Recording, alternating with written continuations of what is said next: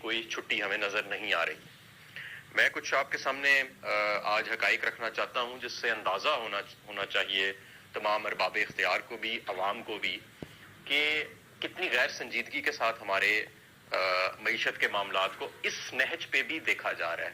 جس نہج پہ آج ملک کھڑا ہے ہمارا، جہاں پہ معیشت کا وہ عالم آ چکا ہے جو پہلے پاکستان کی 75 سالہ تاریخ میں پہلے کبھی نہیں دیکھا گیا، جنگ کے ادوار میں بھی نہیں دیکھا گیا، کووڈ کے یعنی کہ وبا کے ادوار میں بھی نہیں دیکھا گیا.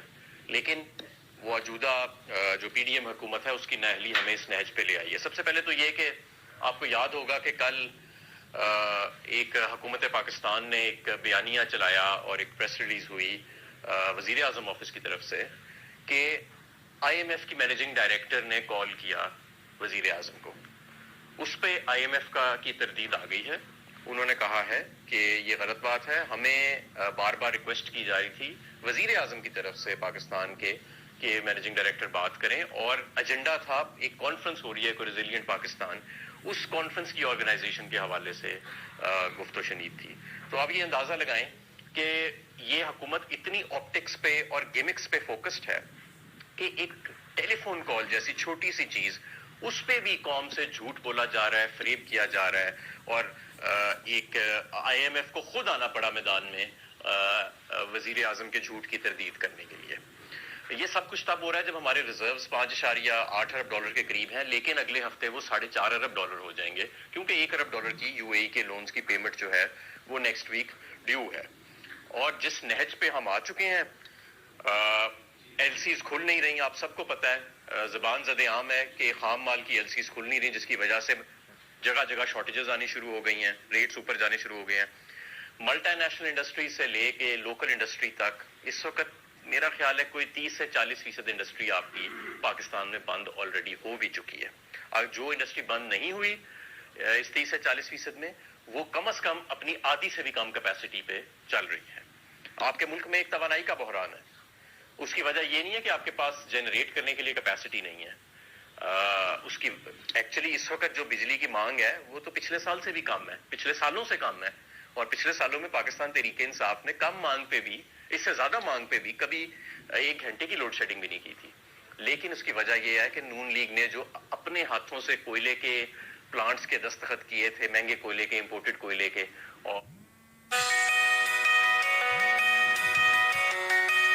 اور مہنگی امپورٹڈ گیس کے، آج وہ خود اس کو انہوں نے بند رکھا ہوا ہے کیونکہ وہ پلانٹس مہنگی بجلی بناتے ہیں، اور وہ مہنگی بجلی بنانے کے لیے پیسے نہیں ہیں. اور اگر پیسے ہوں بھی تو امپورٹڈ ایندھن ان پلانٹس کا منگانے کے لیے ملک میں ڈالرز موجود نہیں ہیں. تو اس وقت ایک انرجی کا، توانائی کا بحران بھی ملک کے اندر چل رہا ہے. غیر سنجیدگی کا یہ عالم ہے کہ وزیر خزانہ نے جو ضد لگائی ہوئی تھی کہ جی میں نے روپیہ مستحکم کرنا ہے، 190 پہ لے کے جانا ہے، 190 پہ تو وہ نہیں آیا، 225 226 پہ ہے. لیکن اس ریٹ پہ بھی بینکس آج ایلسیاں کھولنے کو تیار نہیں ہیں. اس ریٹ پہ بھی کوئی بھی بینک ڈالرز دستیاب کرنے کو بھی تیار نہیں ہے. یہاں تک کہ اوپن مارکیٹ کا تو ریٹ ہمیشہ زیادہ ہوتا ہے، لیکن 3-4 روپے زیادہ ہوتا تھا. آج وہ ریٹ کو 40 سے 50 روپے زیادہ ہے. تو یہ جو 226 روپے کا ریٹ ہے، یہ صرف وزیر خزانہ کے ایک کاغذ پہ لکھا ہوا ہے، اس کا معیشت سے اب کوئی تعلق نہیں رہا. یہ جو انٹر بینک ریٹ ہے ہمارا روپے کا، یہ اب کافی حد تک بالکل بے معنی ہو چکا ہے. ہمارے مختلف نمائندے مختلف ملکوں میں جا رہے ہیں اور پیسوں کی خاطر جا رہے ہیں، مجبوراً جا رہے ہیں، ظاہر ہے. جب ہم آئے تھے حکومت میں، ہمیں بھی جانا پڑا تھا کیونکہ نون لیگ نے اپنے آخری دور میں جو 2013 سے 18 کا تھا، ایسے حالات پیدا کر دیے تھے کہ جب عمران خان صاحب بھی آئے حکومت میں، تو ہمیں دوست ممالک سے مدد لینی پڑی، اور یہ نون لیگ کی کارکردگی تھی جس کی وجہ سے یہ ہوا. جب ہم نے اپنی پالیسیز رول آؤٹ کی تو الحمدللہ ہمیں کبھی دوبارہ پھر ضرورت نہیں پڑی، اور ہمارے ہمیشہ جو پروجیکٹڈ انفلوز ہوتے تھے وہ پروجیکٹڈ آؤٹ فلو سے زیادہ ہوتے تھے ہر سال. یہی وجہ ہے کہ ہمارے زر مبادلہ کے ذخائر 21 ارب ڈالر کی سطح تک بھی گئے. لیکن نون لیگ کی یہ جو پچھلے 7-8 ماہ میں بتدریج گراوٹ آتی رہی فورن ایکسچینج ریزروز میں، اور جس کا نتیجہ یہ ہے کہ آج ہمارے نمائندگان کو دوبارہ دوست ممالک کے پاس ہاتھ پھیلانے پڑ رہے ہیں، اور یہ ہمارے لیے ایک شرمندگی کا مقام ہونا چاہیے. آئی ایم ایف اب بہت زیادہ سخت شرائط ہمیں منوانے کا کہے گا، اور ہمارے پاس اور کوئی آپشن نہیں ہوگا کہ ہم ان شرائط کو مانیں. اس کی وجہ کیا ہے؟ کہ اب معیشت بہت بگڑ چکی ہے. میں آپ کو دعوے سے کہتا ہوں کہ اگر یہ رجیم چینج آپریشن مارچ میں نہ ہوتا تو آپ کا روپیہ بھی اتنا ڈی ویلیو نہ ہوتا, آپ کے فورن ایکسچینج ریزروز بھی اتنے, زر مبادلہ کے ذخائر بھی اتنے کم نہ ہوتے, آپ کے ملک کے اندر اتنی انڈسٹری بند ہی نہ ہوتی, اور آپ کا گروتھ مومنٹم بھی ڈسپائٹ چیلنجز وہ کنٹینیو رہتا.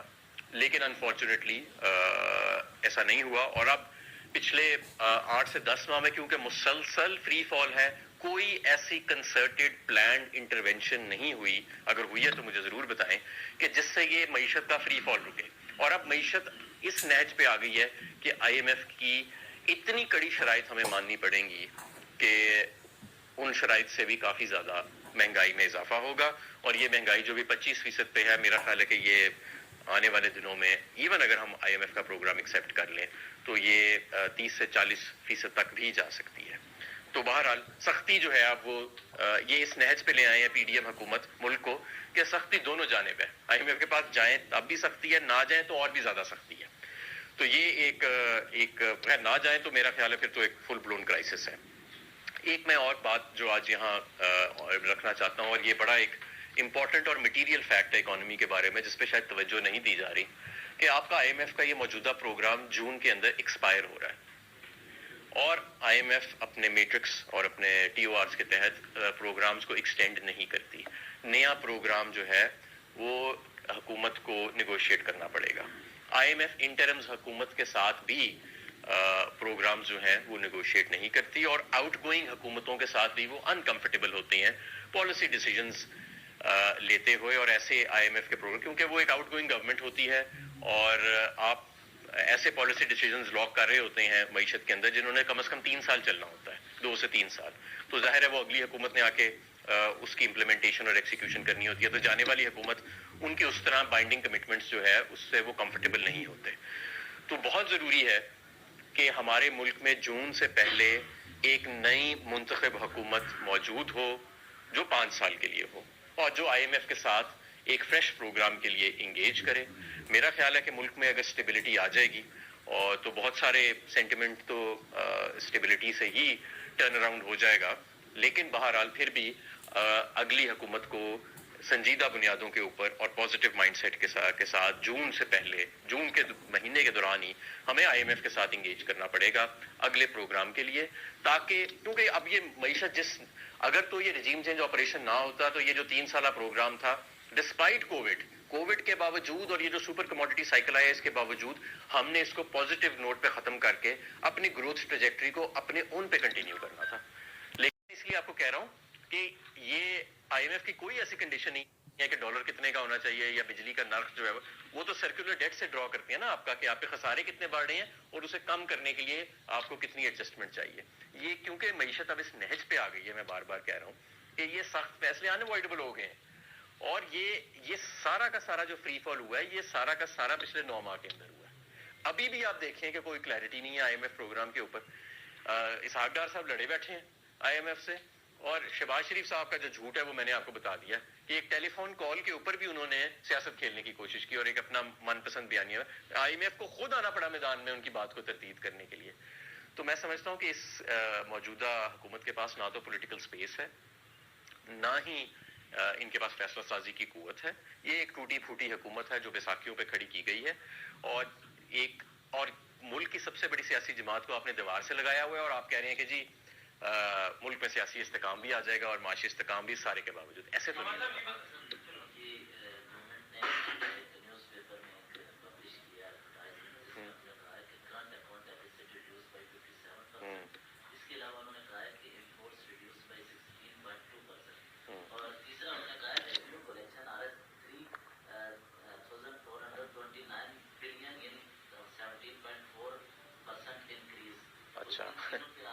دیکھیں 17.4% انکریز کا مطلب ہے کہ ان ریئل ٹرمز آپ کا ریونیو ڈیکریز ہوا, کیونکہ 25% تو مہنگائی ہے, صرف 25% تو روپے کی ویلیو کم ہوگی. اگر 17% آپ کا بڑھ رہا ہے تو اس کا مطلب ہے 8% ان ریئل ٹرمز آپ کا ریونیو گر گیا, tax to G D P آپ کا گر گیا.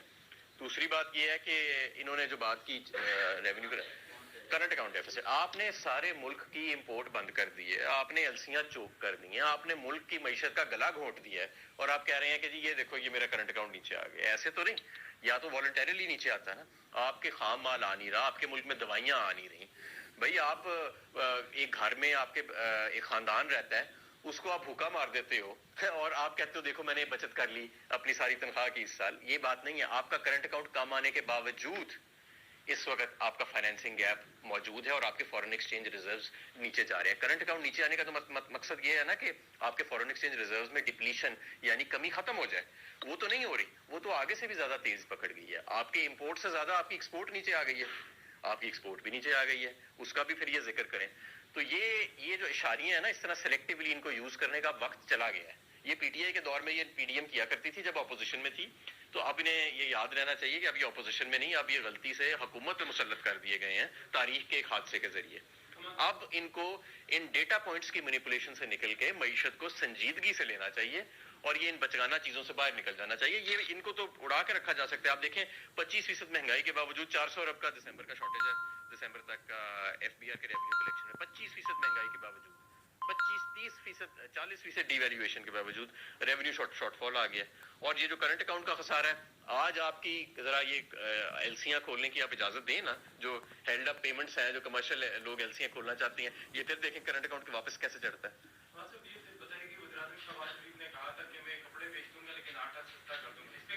دیکھیں وہ میرا خیال ہے وہ عوام کی چمڑی کی بات کر رہے تھے. اپریل 2022 سے جنوری 2023 تک پی ٹی آئی نے آپ جیسے سینئر رہنماؤں نے کیا تجزیہ کیا؟ آپ کی حکومت پہ سازش میں ملوث ڈونلڈ لو تھے یا جنرل باجوہ تھے؟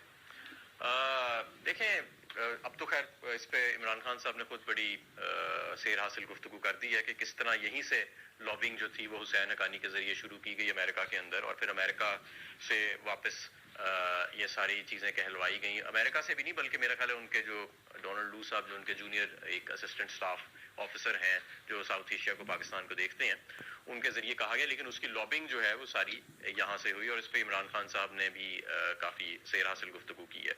تو میں سمجھتا ہوں کہ یہ اب ساری باتیں تو قوم کے سامنے کھل کے آ گئی ہیں. بیانیہ جو اب بیانیے کی بات سے اب ہم آگے جا چکے ہیں. لوگوں کو سب پتہ ہے کہ پچھلے 8-9 مہینے میں کیا ہوا. لوگوں کو آپ جتنا مرضی اشتہار دے کے, جتنا مرضی چیخ کے یہ حکومت سمجھا لے, لوگوں کو یہ چیز واضح نظر آ چکی ہے. اب تو جبر کی بات ہی ہے نا کہ جبر سے جتنا عوام کو دبا لیں اتنی دیر. اوکے گائز, تو جیسا کہ میں نے پہلے آپ لوگوں کو بتایا تھا کہ امیوزمنٹ پارک کی رائڈ دینے کے لیے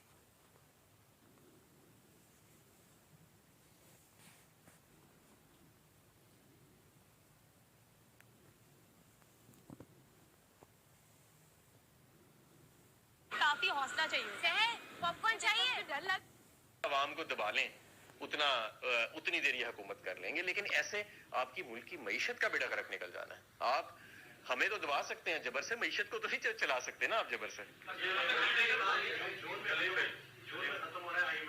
جی جی بالکل.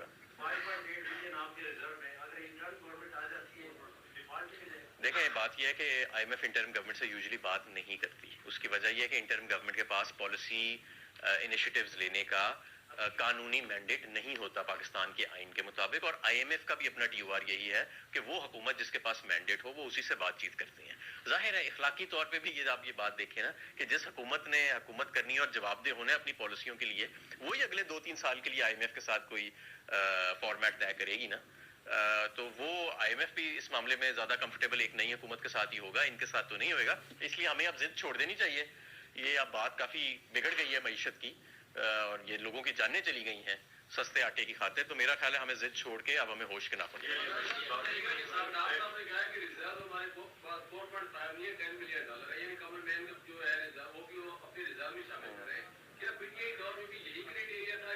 نہیں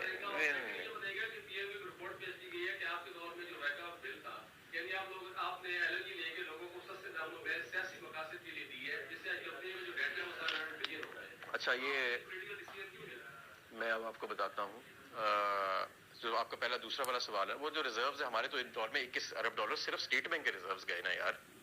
تو وہ تو یہ آپ تو بات کر رہے ہیں دونوں کے ملا کے بات کر رہے ہیں کہ 10 ارب ڈالر. ہمارے دور میں تو صرف اسٹیٹ بینک کے ریزروز 21 ارب ڈالر تک گئے تھے.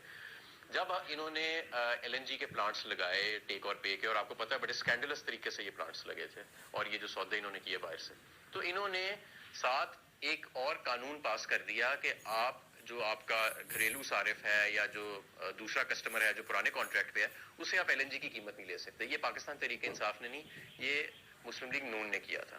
اور 2-3 سال ہم چھوٹے صوبوں کے ساتھ انگیج رہے کہ اس کو ہم بدلیں اس قانون کو, اور فائنلی فروری 2022 میں اس سال ہم نے اس قانون کو بدل دیا. اور پارلیمنٹ کے دونوں ہاؤسز سے فروری میں میرا خیال ہے کہ یہ پاس ہو گیا تھا نیشنل اسمبلی سے, جنوری یا فروری میں, اور اس سے اگلے ماہ یہ پاس ہو گیا تھا سینٹ سے, اور ہم اس کو اس بجٹ کے اندر نافذ کرنے لگے تھے. لیکن اس دوران ہماری حکومت چلی گئی. انہوں نے ابھی تک اس کو نافذ نہیں کیا. وہ قانون بنا پڑا ہے, وہ ابھی تک نافذ نہیں ہوا. اس کو انہوں نے اس کے جو پازیٹیو امپلیکیشنز آنے تھے وہ نہیں آئے, جس کے نتیجے میں صرف دسمبر کے ماہ میں مسلم لیگ نون حکومت نے 150 ارب روپیہ سرکولر ڈیٹ میں گیس کی ایڈ کیا, کیونکہ مسلم پاکستان تحریک انصاف کا پاس کیا گیا ویکو کا بل ابھی تک انہوں نے امپلیمنٹ نہیں کیا. ایک سوال, آپ نے 2-3 بار ایک بات ریپیٹ کی کہ جو PTI ہے اس کو دیوار سے لگا دیا گیا. اب جبکہ اسٹیبلشمنٹ کہہ رہی ہے کہ وہ نیوٹرل ہونے کا دعویٰ کر رہی ہے, اور PTI نے کراچی سے اچھی خاصی سیٹیں لی تھی, بلدیاتی انتخابات جو ہے وہ ہونے کو ہیں, تو PTI اپنا مستقبل کیا دیکھ رہی ہے بلدیاتی انتخابات میں؟ دیکھیں, اب معاملات پولیٹیکل انجینئرنگ سے آگے چلے گئے ہیں, اور اس وقت کوئی بھی انتخاب ہوئے گا, چاہے وہ بلدیاتی ہو, چاہے وہ جنرل الیکشن ہو, چاہے وہ ضمنی انتخاب ہو, صوبائی ہو یا قومی ہو, وہ پاکستان تحریک انصاف ہی جیتے گی. اور یہی وجہ ہے کہ انتخاب کے میدان سے فرار اختیار کی جا رہی ہے. تو جہاں تک نیوٹرلز کی آپ نے بات کی, جس طرح پاکستان کو آزادی نہیں, اب حقیقی آزادی کی ضرورت ہے, اس طرح ہمیں حقیقی نیوٹرلز کی ضرورت ہے.